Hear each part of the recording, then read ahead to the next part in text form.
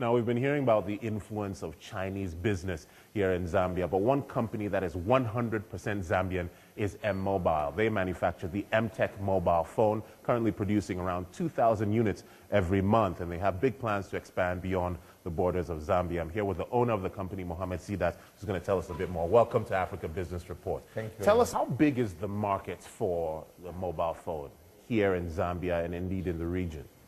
In the region point of view, Zambia's population is about 12.5 million. Subscribers, users are about 3.5 to 4 million. And we're trying to target 1 million phones on average a year. Okay. And how can we promote that? Basic communication has to be there. But how is this product, the M-Tech mobile phone, different from what else is on the market from Europe and from Asia? Remember, this is our first mobile manufacturing plant in the whole of Africa, in Zambia as well. Right. And it has given us a lot of encouragement and support, right? And we're coming with our Zambian brand. Okay. That M-Tech is going to be... M-Tech came out from the Malcolm Group, basically. Right. It's a Zambian brand, in short. It's a Zambian brand. Yeah. But I went through some of the markets here in Lusaka, and everywhere you look, there's a whole flood of phones from China. Obviously, that must be a big challenge for those of you who are manufacturing locally. Oh, yes, very big challenge there, but we're giving them the same product as any other product. If we move along your production line, I can see that you even have stuff that is very sophisticated. I mean, we're talking about a mobile phone with television on it. Yes, sure.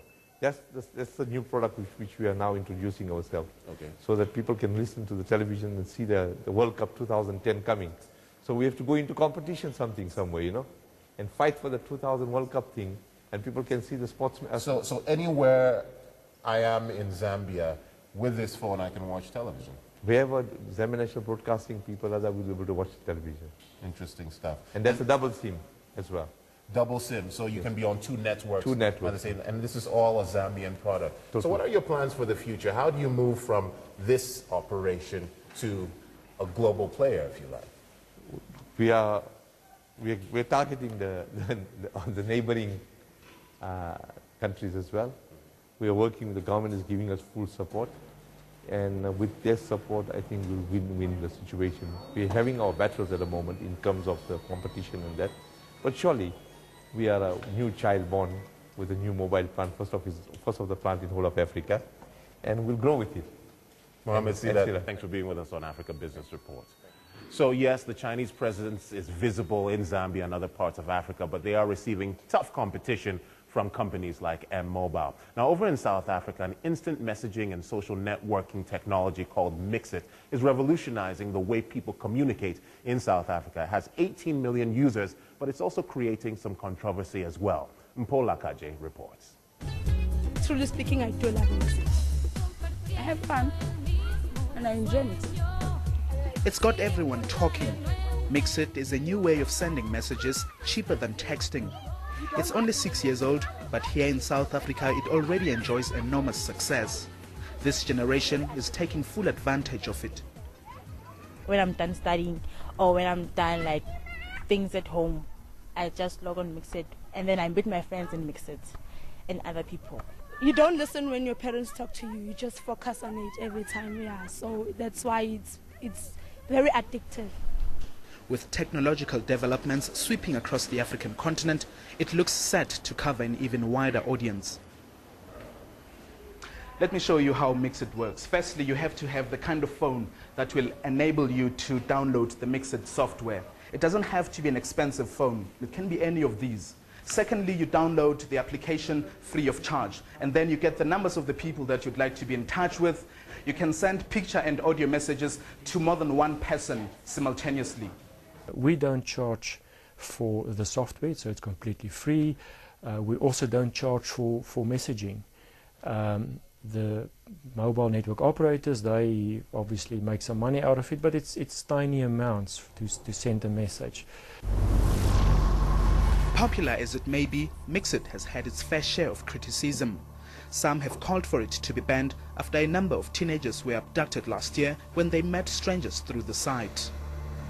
There's been some controversy between Mixit and the public in terms of certain incidents which have happened, and there's been a bit of public outcry around Mixit. This negative press obviously is not going to help them, And moving into Africa, they don't really want that type of tagline if, they're going to try and get into those markets. With 250 million messages recorded on Mixit daily, it shows that young South Africans have changed the way they socialize. But whether or not it will enjoy the same success outside of this country remains to be seen. Paula Gage, Africa Business Report, Johannesburg.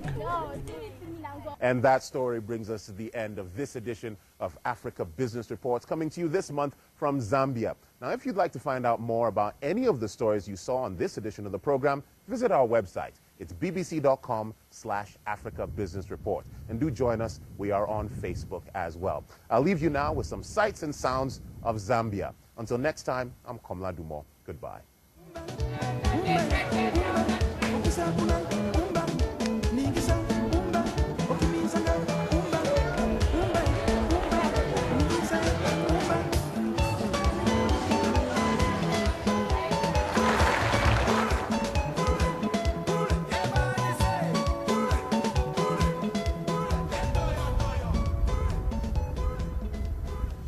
Now to a milestone day for the citizens of East Africa, or more precisely, the netizens. As of today, the last big chunk of the planet without easy access to the internet has finally been plugged in.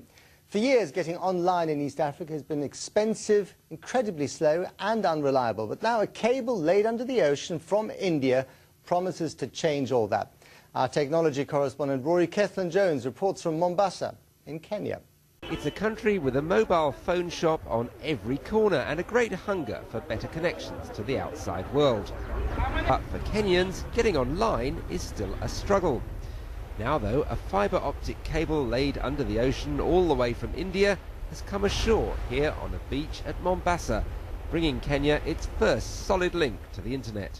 And it's not just Kenya which stands to benefit from the arrival of this cable just a few feet beneath me. It'll link up the whole of East Africa to the high-speed internet at a reasonable price for the very first time. But just who will benefit? In the countryside outside Mombasa, we found a charity supplying farmers with water pumps. So, what's the web got to do with growing tomatoes in a drought? The charity Kickstart needs to collect data from every farm it helps. A faster internet connection is making that easier and cheaper. Increasing efficiency is saving money. Saving money means we are able to reach more of these people at a cheaper cost. This school is one of many here, now hoping that the internet will play a big part in education. Kenya has got some tech-savvy young people desperate for better internet connections. But this one is worried about whether the cable will actually deliver. This connectivity will be the most important thing for my generation since independence, genuinely. But the question is, will it get to my doorstep? Will it really reach the people that need it? Back at St Charles Luanga School, they're looking forward to joining the information age. But they may find there are still a few potholes on the road to the internet future. Well, earlier today we put the new internet connection to the test when we used it to talk to Rory in Mombasa. Rory, great to speak to you, courtesy of a broadband connection no less, but why are you holding a spear? It may look like a spear, Matt, but this is the new link which is really tying East Africa for the first time into the internet revolution. It's part of an undersea cable which has come all the way under the Indian Ocean and landed on this coast. You can see at one end it's fairly heavily protected to make sure that it's not damaged along the way, but at the other end you won't really be able to see this, so thin it's a tiny fibre optic cable, and it's that which is the key really to a revolution in this area, because they've not had any kind of decent connection until now. They've been getting their internet via satellite connections, very, very slow and very expensive, and that is the key. The price now should really come down. Presumably what you're holding there is just an example. You haven't actually dismantled the connection just to show us what it looks like.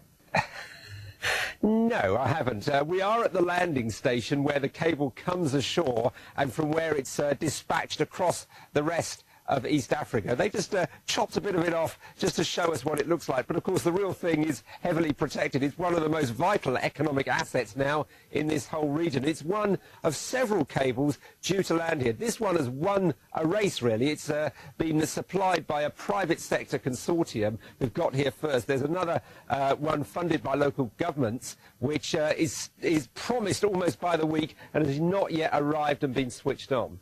And Rory, it's amazing to imagine what comes out of a tiny cable like that. But give us some idea of what this revolution would look like. I mean, are we talking about call centres in Kenya, for instance?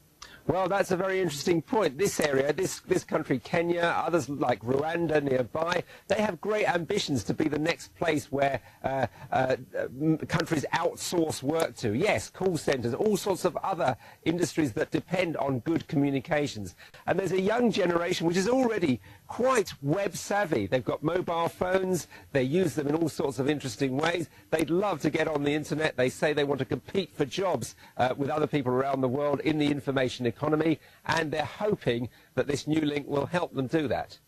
Rory Kethland-Jones on a slightly crackly but nonetheless revolutionary broadband connection from East Africa, the first ever. Thank you so much.